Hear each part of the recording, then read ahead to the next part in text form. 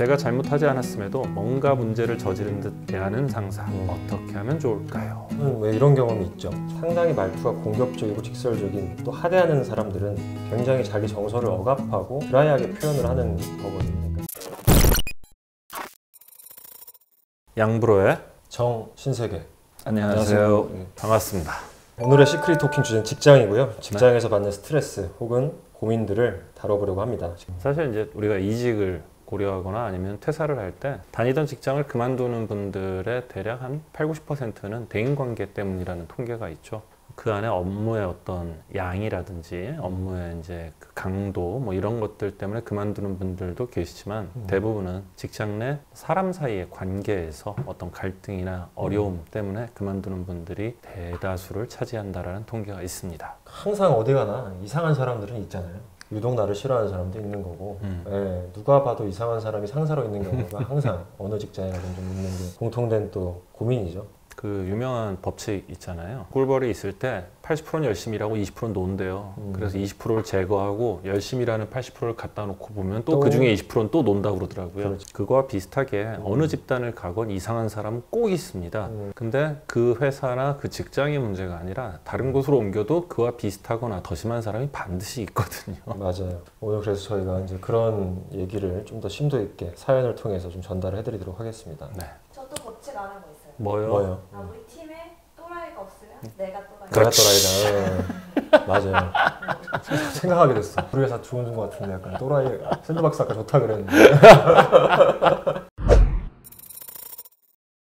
퇴사를 해야 할까요? 아, 병원 얘기네. 종합병원이라서 일이 너무 많아요. 근데 그 외 아침조에 한 달에 한 번씩 발표도 있고 신경 써야 하는 게 많아서 힘들어요. 근데 하필 사수쌤이 한 분이신데 다음 달에 그만두신대요. 당장 외래고 병동이고 혼자 다 책임져야 하는데 그냥 빨리 그만둘까요? 라고 하셨네요. 사실 이분이 얘기하시는 거의 포인트는 이제 사수쌤이라고 해놨는데 누군가가 일에 대한 책임을 져주는 사람이 있을 때와 그게 없을 때 느끼는 중압감은 굉장히 다를 수밖에 없는데 사실 지금 이분이 믿고 의지하고 있는 사수쌤이라는 그분조차도 분명히 사수가 있었을 거고요. 근데 누구나 닥치기 전에는 굉장히 두렵고 무서울 수밖에 없고 굉장히 불안할 수밖에 없고 근데 사실 회사에 들어가서 어떤 직장이든 트레이닝 기간을 거치게 되거든요. 그 트레이닝 기간 동안에 당연히 혼도 나고 뭐 아니면은 여러 가지 부정적인 피드백들을 많이 받게 되는데 그런 경험들을 통해서 결국 그런 일들을 다룰 수 있는 능력을 갖추게 되는 거거든요.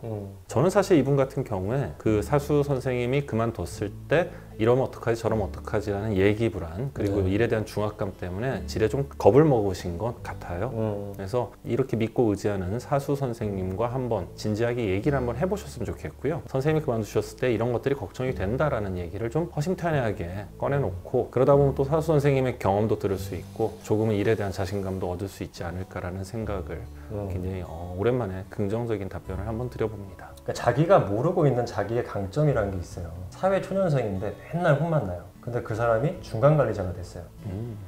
생각보다 일을 내가 괜찮게 하는 것 같아. 그러니까 이거는 자기랑 맞는지 안 맞는지를 내가 직접 경험해 보지 못하면 모르는 거거든요. 만약에 지금 뭐 너무 일이 많아가지고 종합병원에서 나가고 싶다. 단순히 이런 이유라고 한다고 하더라도 일단은 지금 사수의 자리에 내가 올라가서 그 안에서 내가 느끼고 경험하고 생각보다 내가 괜찮네라는 걸 좀 느끼셨으면 좋겠고 만약에 그걸 못 느낀다 하더라도 분명히 그 커리어는 나중에 내가 다른 데 가더라도 굉장히 큰 도움이 될 거거든요. 그렇죠. 종합병원보다 또 작은 병원이 더 맞을 수도 있는 것이고 본인도 모르실 수 있는 나의 장점이 나의 어떤 위치에 따라서 또 발현될 수가 있다는 거를 그 가능성을 한번 생각을 했으면 좋겠어요. 나를 못 잡아먹어 안달난 듯한 상사. 밤에 일하는 재택근무를 하고 있어요. 상사들이 카톡으로 동료와 제 업무를 체크해주는 시스템이에요. 상사들 중 저를 괴롭게 하는 분이 있는데 동료는 저보다 훨씬 느리게 일하고 업무도 대충 하거든요. 근데 화장실 갈 시간도 없이 일하는 제게 대체 뭐 하고 있냐고 말한 적도 있어요. 카톡 대화이기 때문에 더 신중했어야 한다고 생각해요. 제가 잘못하지 않았음에도 뭔가 문제를 저지른 듯 대하는 상사. 어떻게 하면 좋을까요? 저는 왜 이런 경험이 있죠. 저한테 이제 꽂혀 있던 그 상사가 있었는데 실제로 제가 환자를 가장 많이 보고 뭐 레지던트 얘기예요. 환자를 가장 많이 보고 있었고 그분이 하라고 하는 이제 논문도 2개를 진행을 하고 있었고 그리고 저는 사실 인간관계에 대해서 굉장히 중요하게 생각하는 사람인데 저의 어떤 노력이나 이런 거를 이제 폄하하는 느낌이 계속해서 들고 제 가치관에서도 약간 무시하는 듯한 얘기도 듣고 그러니까 쉽게 말하면 카운터가 걸린다고 제가 얘기를 하는 건데 어떤 사람하고 내가 되게 안 맞을 수가 있어요. 회사를 다닐 때. 근데 그거는 내 어떤 능력하고는 약간 별개의 문제일 수가 있습니다. 그러니까 쉽게 말하면 실제로 근데 그렇다고 한다고 했을 때 과연 내가 그냥 억울해야만 하는 것인가 이제 여기서는 좀 얘기가 다를 수 있어요. 가장 최고의 그 설득은 감정의 호소라고 이제 얘기를 하거든요. 그 말은 뭐냐면 내가 일을 잘하는 것 중에서 되게 중요한 부분은 상사와의 관계를 내가 어떻게 끌고 가고 있느냐에 이제 문제가 되게 포함이 될 수 있다는 거죠. 실제로 이제 저는 나중에 깨달았는데 다른 저의 이제 동기들이나 저희 선후배들은 그 상사하고 관계가 훨씬 좋았고 그 관계를 위해서 시간과 에너지를 많이 투자를 했고 저는 이제 그런 어떤 뭐랄까요 스킬이 좀 부족했다고 해야 될까요? 필요성을 못 느꼈다고 해야 될까요? 그러니까 그런 거 자체를 중요하지 않다라고 생각을 했는데 실제로도 제가 이제 선배가 되고 상사가 되고 하다 보니까 그 후배들이나 제 직장 부하 직원들이 어떻게 하느냐가 굉장히 많이 중요하다는 게 느껴지더라고요. 그리고 그것들이 그 사람이 퍼포먼스를 어떻게 내고 있냐랑은 약간은 좀 별개로 이 사람이 실제로 이 조직에서 어떤 영향을 끼치느냐가 또 다른 포션에서 굉장히 큰 비중을 차지하고 있기 때문에 그 가치가 이제 굉장히 크다라는 거죠. 그래서 분명한 거는 이 상사와 잘 지내는 것도 내가 직장 생활에서 굉장히 중요하게 해야 할 일이다. 이런 얘기를 좀 해드리고 싶습니다. 다른 분들과 좀 차별화될 수밖에 없는 게 재택근무고 카톡으로 대화를 한다는 거거든요. 사실 우리가 사람과 사람이 대화를 할 때 언어적 메시지, 즉 내가 하는 말의 내용이라는 거는 그 대화의 한 15에서 20%밖에 되지 않습니다. 말투라든지 표정이라든지 제스처라든지 이런 것들이 다 포함된 비언어적 메시지가 대략 80% 정도를 차지하거든요. 사실 문자 메시지는 그래서 되게 조심스러운 부분이거든요. 사연을 보내주신 분도 카톡 대화이기 때문에 더 신중했어야 한다고 생각한다 라고 생각을 가지고 계신데 이 직장 상사라는 분은 별로 그 생각이 없을 가능성이 커 보여요. 제가 볼 때는 이 분의 원래 성향이 이런 거지 나한테만 그렇진 않을 가능성이 크다라는 거고요. 두 번째는 이제 아까 양재 원장이 얘기한 거하고 비슷한 얘기인데 업무 능력만이 내가 하는 일의 100%는 아니라는 거죠. 분명히 사람 사이 관계라는 게 들어가 있습니다. 사람과 사람이 하는 일이다 보니 분명히 목적은 일을 하는 거지만 그럼에도 불구하고 어떤 갈등이나 관계를 풀어나가는 능력이 굉장히 중요하거든요. 이 사연을 보내주신 분께서 생각하셔야 될 건 재택근무를 하는데 내가 화장실도 안 가고 열심히 일을 했는지 안 했는지 이 상사는 모릅니다. 그거 가지고 너무 서운해하지 마시고요. 한 가지 팁을 드리면 그 상당히 말투가 공격적이고 직설적인 또 하대하는 사람들은 굉장히 자기 정서를 억압하고 드라이하게 표현을 하는 거거든요. 그러니까 이런 분들이야말로 사실은 정서적으로 접근했을 때 훨씬 더 마음의 문을 열고 잘 지내기가 쉬워요. 오히려 정서적으로 막 되게 친한 척, 친근한 척 다가오는 상사들은 내가 진짜로 일을 잘해서 보여줘야 되는 경우가 있는 거죠. 상대가 보이는 거는 사실은 자기가 잘 못하는 거를 부하 직원이 했을 때 거기서 오히려 마음을 여는 경우가 있다는 거죠.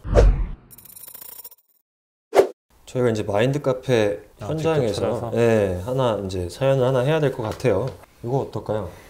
제가 한없이 부족한 사람이 되는 것 같아서 자책하고 우울해지고 이런 얘기를 할 사람도 없는 것 같아서 너무 힘이 드네요. 이런 생각을 한번 해보셨으면 좋겠어요. 상사는 일을 시키고 거기에 대해서 피드백을 주는 게 상사의 일입니다. 무슨 말을 제가 드리고 싶냐면 내가 일을 잘 가져왔어도 상사는 아무것도 내가 거기다 피드백을 주지 않으면 자기가 뭔가 일을 잘 못하고 있다고 생각을 해요. 그래서 잘 가져왔건 잘못 가져왔건 지적을 많이 하는 게 상사입니다. 그 상사는 그게 자기가 해야 될 일이라고 생각을 하고 지적을 많이 하면 할수록 난 일을 잘하고 있다라고 스스로 생각을 할 거예요. 그러니까 상사는 상사의 일을 하는 거고 나는 나의 일을 한다라고 좀 분리해서 생각을 했으면 하는 게 좀 전에 얘기한 거하고 비슷한 얘기예요. 많이 들으셨을 얘기인데 그 상사가 나에 대해서 뭐라 할 때는 내가 한 일에 대해서 뭐라고 하는 거지 나에 대해서 얘기를 하는 게 아니에요. 물론 거기에 뭐 심한 말 혹은 뭐 비속어 심지어 욕도 섞어서 막 얘기를 하는 나쁜 좀 좋지 않은 상사도 물론 있지만 그건 그 사람이 잘못된 거고요. 내가 받는 피드백은 나라는 사람에 대해서 나의 성격에 대해서 나의 가치관에 대해서 피드백을 받는 게 아니라 나의 작업물에 대한 피드백인 거거든요. 거기에 딱 제한을 뒀으면 좋겠어요. 혹시나 한두 분이라도 본다 그러면 사람에 따라 좀 상사로서 직원의 특성에 따라 성향에 따라서 좀 피드백을 달리줘야 되거든요. 쉽게 말하면 잘한다 해야 잘할 수 있는 친구가 있고 부정적인 피드백을 좀 정확하게 냉정하게 짚어줘야 일을 더 잘하는 친구들이 있는데 그런 성향에 상관없이 본인 성격대로만 피드백을 주다 보면은 결국에는 부하 직원들이 뒤에 모여서 욕하는 그 부장이 내가 될 수 있다는 거를 잘 좀 생각을 해보셨으면 좋겠습니다. 근데 사실 그게 되는 상사면은 하긴 네. 아니야 어디 있을 수도 있어. 되는 상사면 부하 직원들이 좋아하죠. 네, 힘들어하지 않습니다. 그래요. 네. 마인드 카페 앱에 사연 많이 남겨주시고 네. 저희 보고 싶은 컨텐츠나 또 궁금하신 거 있으면 댓글로 말씀해 주세요. 매번은 최선을 다해서 상담을 해드리겠습니다. 그래요. 저희가 직접 체크하고 있습니다. 구독과 좋아요. 네, 알람 설정 꾹. 네.